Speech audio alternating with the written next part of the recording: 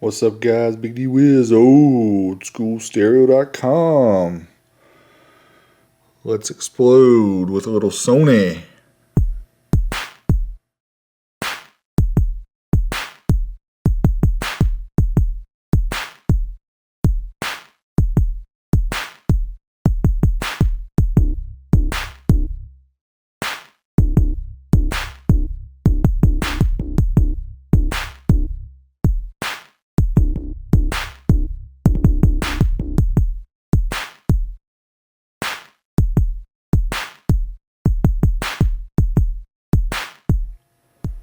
Alright guys, what we have here is a Sony XM-7547.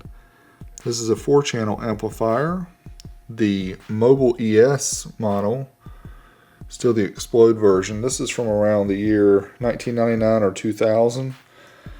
As you can see, it's 0.5 ohm selectable, but that's actually only 2 of the channels that are capable of half an ohm, but still very impressive.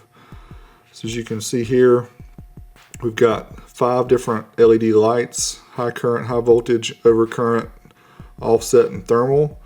And what happens is when you power it on, they all stay green until you're using one of the modes. And generally the high current one, the high voltage one, will stay green unless you flip the switch to get it to high current. Then this one comes on green. But anyways, very slick, nice looking amplifier. It has the aluminum cover here over this part, and I just kind of wanted to give you a size comparison. They call this amp sometimes the Big Red, and there's a reason for it. It is enormous, just massive. But anyway, let me get out a Allen wrench, and I'll take out the 2 bolts here, and we'll check it out, the connections.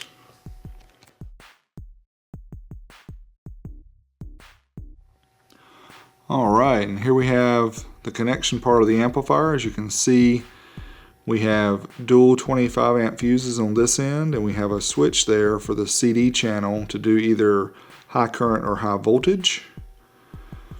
We have 2 inputs for ground and 2 inputs for positive. And we also have a connection right here for the remote, and there's a little button there you have to push in while you're sticking the wire in. So it's not missing anything on this amp. That's just how it works. There's the other 2 25 amp fuses. There's the NFB, which is some kind of a negative feedback, I believe, switch. It's supposed to lower distortion and all that good stuff. So here's your A and B channel, and you can see it's a 4-channel amplifier. It shows you how to do mono, which will be the left plus, the right minus. And here's all the different switches for the low boost, the level, the times 10 if you want to use the multiplier. So if you want to use tweeters or mid ranges, etc. It does not have a bandpass filter, so you can't do like just mids. But not many 4-channel amps do that I'm aware of. Here's your inputs. You can see for A, B, C, and D. Here's a direct switch. That's to bypass all the internal equalization and everything else. And pretty much the same switches here, and controls for level and crossover frequency, etc. And here is the C and D channel, which is the ones that are half ohm stable. And just like before, you got the left plus and the right minus if you want to bridge the amp.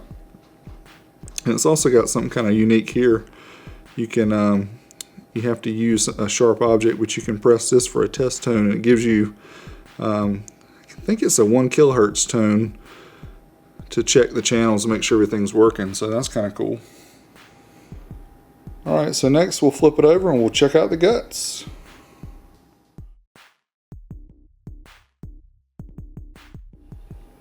Alright, so here's the guts of the amplifier. You can see the toroids there, pretty large. Again, I'll compare them to the CD. Decent size, maybe about 2.5 inches in diameter. Not completely wound, but not too bad. Circuit board definitely has some empty space on it. And not really a big fan here of the jumpers going between the two circuit boards. It's not my favorite way to connect them up, but it is what it is. This thing does have the nice capacitors. Let's see, I might have to get to the other side so I can see it, or you can see it right there.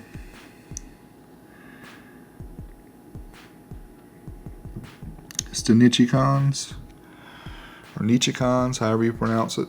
Nice, there's 4 of those. You can see the daughter board here for the crossovers and everything. Not the most impressive amp guts I've ever seen, but still, each amp is unique.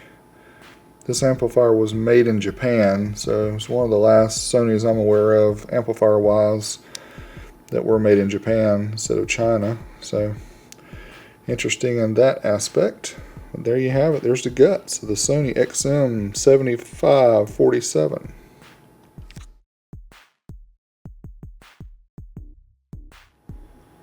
Well, there you have it. Just a quick overview here of the Sony Mobile ES XM-7547.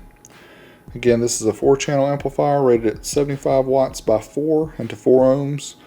And I'll throw up on the screen real quick the ratings and other ohm loads.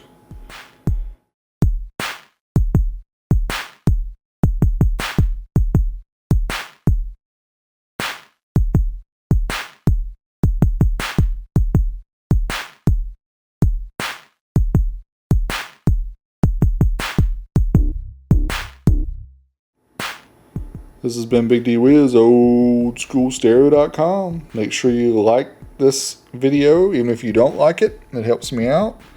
Make sure you're subscribed to my channel. And make sure you check back often, because we'll have new videos uploaded all the time. This is Big D Wiz. I'm out of here.